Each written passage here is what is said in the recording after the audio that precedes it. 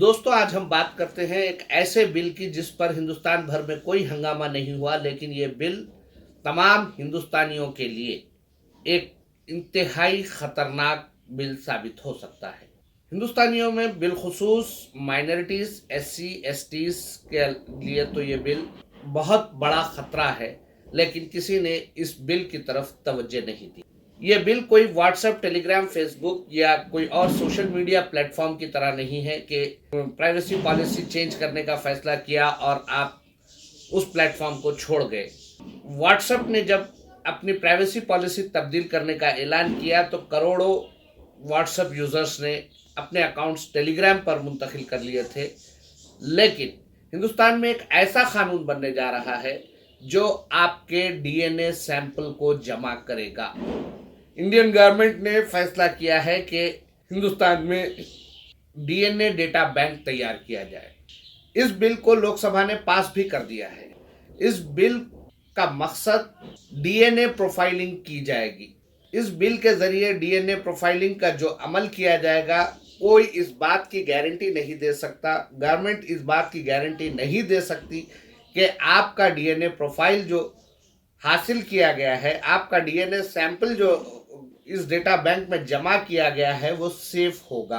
क्योंकि ये बिल खुद ये कहता है, ये इस बिल के चैप्टर नंबर 5 में क्लियरली ये मेंशन है कि ज़रूरत पड़ने पर इस बिल को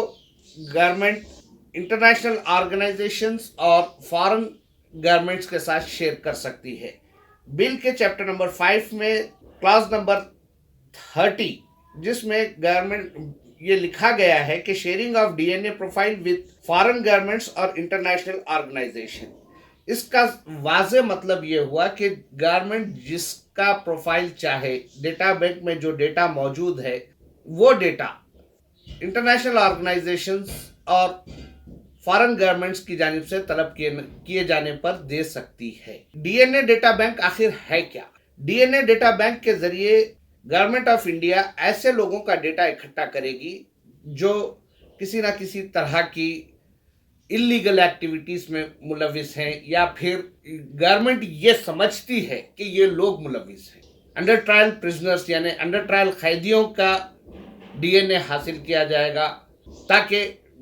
उनका डीएनए महफूज रखते हुए दोबारा किसी तरह की सरगर्मियों में मुलविस होने पर उनके खिलाफ कार्रवाई की जा सके। अगर इसकी सीधी सीधी मिसाल दी जाए तो यहाँ पर आपको उइगुर मुसलमानों का, चाइना में उइगुर मुसलमानों की जो हालत है, उसे देखते हुए इस बिल को समझा जा सकता है। चाइना में उइगुर मुसलमानों की निशानदही के लिए फेस रिकग्निशन ऐप का इस्तेमाल किया जाता है, जिसमें यह देखा जाता है कि अगर चाइना के किसी भी मुकाम पर कोई शख्स नज़र आता है जो उइगुर मुस्लिम हो, तो उसके फेस रिकग्निशन से, उसके चेहरे की साख्त से, उसके चेहरे को देखते हुए, उसकी दाढ़ी को देखते हुए या उसके रंग को देखते हुए उसकी नस्ल का पता चलाया जाता है। और उइगुर मुसलमानों के साथ चाइना में क्या हो रहा है, ये इससे दुनिया वाकिफ है। ऐसा नहीं है कि हिंदुस्तान पहला मुल्क है जो डीएनए टेक्नोलॉजी का इस्तेमाल कर रहा है, बल्कि दुनिया के कई ममालिक हैं जहां पर डीएनए टेक्नोलॉजी का इस्तेमाल करते हुए मुलजिमीन की, मुजरिमों की और ऐसे लोगों की निशानदही की जाती है। ऐसा डेटा बैंक तैयार किया जा चुका है जो कि अपने शहरियों की आइडेंटिटी के साथ साथ उनकी सरगर्मियों पर नज़र रख सकता है। इसराइल के साथ साथ अमेरिका और यूनाइटेड किंगडम में भी डीएनए टेक्नोलॉजी का इस्तेमाल किया जाता है, लेकिन अगर वहाँ के रिकॉर्ड्स को हम देखें तो ये पता चलेगा कि इसराइल में फ़लस्तीनियों और अरब इसराइलीस को डीएनए टेक्नोलॉजी का निशाना बनाया गया है और इस डीएनए टेक्नोलॉजी के ज़रिए उनमें से लोगों की शिनाख्त की जाती है। इसी तरह अगर यूनाइटेड स्टेट्स ऑफ अमेरिका में डीएनए टेक्नोलॉजी के यूज़ के बारे में जानकारी हासिल की जाए तो यूनाइटेड स्टेट्स ऑफ अमेरिका में डीएनए टेक्नोलॉजी का इस्तेमाल पहले आर्मी में किया गया, फिर उसके बाद अंडर ट्रायल प्रिजनर्स यानी कैदियों पर किया गया और कैदियों का डेटा जमा किया गया, आर्मी का डेटा जमा किया गया, गवर्नमेंट ऑफिशियल्स का डेटा जमा किया गया, पुलिस का डेटा जमा किया गया और अब सिटीजन्स के डेटा की बात की जा रही है। इसी तरह यूके के क्रिमिनल जस्टिस के रिकॉर्ड्स का अगर जायजा लिया जाए तो कई फैसले डीएनए के बुनियाद पर किए जाते रहे हैं, कई केसेस डीएनए के जरिए हल किए गए हैं। लेकिन तीनों कंट्रीज में जहां डीएनए टेक्नोलॉजी का इस्तेमाल किया जा रहा है, अगर इसका जायजा लिया जाए तो ये बात सामने आएगी कि जिस तरह इजराइल में अरब इजराइलीज और फलस्तीनी लोगों को निशाना बनाया गया, उसी तरह यूनाइटेड स्टेट्स ऑफ अमेरिका में ब्लैक्स डीएनए टेक्नोलॉजी का निशाना ज्यादा बनते रहे हैं और यूके में भी वहां की माइनॉरिटी को निशाना बनाया जाता रहा है। अब जबकि इंडिया डीएनए डेटा बैंक की तैयारी कर रहा है, तो ऐसे में ये खदशा लाहक है कि हिंदुस्तान में माइनॉरिटीज, एससीज, एसटीज और बीसीज को इस डीएनए टेक्नोलॉजी के जरिए निशाना बनाया जाएगा। डीएनए टेक्नोलॉजी के जरिए किस तरह से निशाना बनाया जा सकता है, अगर इसका जायजा ले तो ये पता चलेगा कि डीएनए टेक्नोलॉजी दरअसल इस बात की निशानदही करती है कि एक मखसूस डीएनए रखने वाले शख्स की तरफ से मखसूस तरह की हरकत की जाती है। जिस तरह अगर इसकी हम यहाँ मिसाल लें, अगर कोई कत्ल होता है, कोई चाकू मार कर कत्ल करता है, तो डीएनए डेटा बैंक से इस बात की जांच की जाएगी कि चाकू मार कर कत्ल करने का डीएनए किसका हो सकता है। इस तरह से मुजरिम की निशानदही की जाएगी। अगर कोई टेररिस्ट एक्टिविटीज में इन्वॉल्व होता है, अगर ना भी होता हो, तो अगर किसी एक डीएनए से ताल्लुक़ रखने वाले शख्स की जानिब से कोई ऐसी हरकत की जाती है, तो उस डीएनए, उस जीन से ताल्लुक़ रखने वालों को निशाना बनाए जाने का भरपूर इम्कान है। इंडियन गवर्नमेंट की तरफ से डीएनए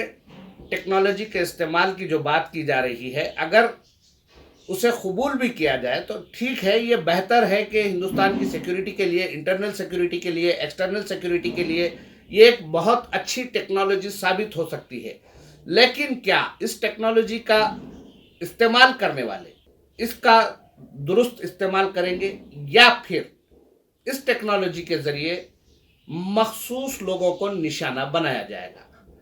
अब तक की जो सूरत हाल है, पिछले 6-6.5 साल से हिंदुस्तान में जिन हालात का सामना एससीज, एसटीज, बीसीज और मुस्लिम्स को करना पड़ रहा है, उन्हें देखते हुए ये कहा जा रहा है कि